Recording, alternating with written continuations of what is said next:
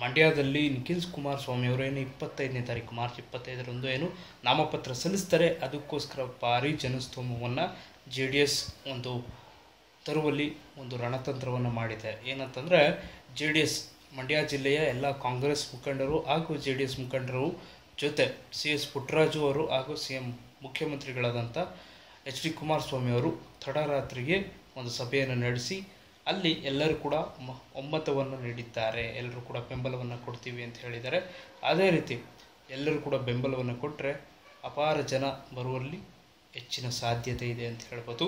ಆದ್ದರಿಂದ ಎಲ್ಲೋ ಒಂದು ಕಡೆ ಸುಮಲತಾ ಅವರಿಗೆ ಏನು ಆದಷ್ಟು ಹೆಚ್ಚಿನ ಜನಸಂಖ್ಯೆಯಲ್ಲಿ ಜನರು ಬಂದು ಬೆಂಬಲವನ್ನು ಸೂಚಿಸಿದರು. ಅದೇ ರೀತಿ ನಿಖಿಲ್ ಕುಮಾರಸ್ವಾಮಿ ಅವರಿಗೆ ಅದಕ್ಕಿಂತ ದುಪ್ಪಟ್ಟಷ್ಟು ಜನಸಂಖ್ಯೆಯನ್ನು ರೂಪಿಸಲು JDS ಒಂದು ರಣತಂತ್ರ ಮಾಡಿದೆ ಅಂತ ಹೇಳ್ಬೋದು.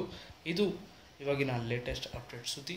ಇನ್ನಷ್ಟು ಲೇಟೆಸ್ಟ್ ಅಪ್ಡೇಟ್ ಸುದ್ದಿಗಳಿಗೋಸ್ಕರ ಫ್ರೆಂಡ್ಸ್ ಫಿಲ್ಮ್ ಮೇಕರ್ಸ್ ಪೇಜ್ನ ಸಬ್ಸ್ಕ್ರೈಬ್ ಮಾಡ್ಕೊಳ್ಳಿ ಹಾಗೂ ಈ ವಿಚಾರವನ್ನು ಶೇರ್ ಮಾಡಿ ಅಂತ ಹೇಳ್ತಾ ನಮಸ್ಕಾರ.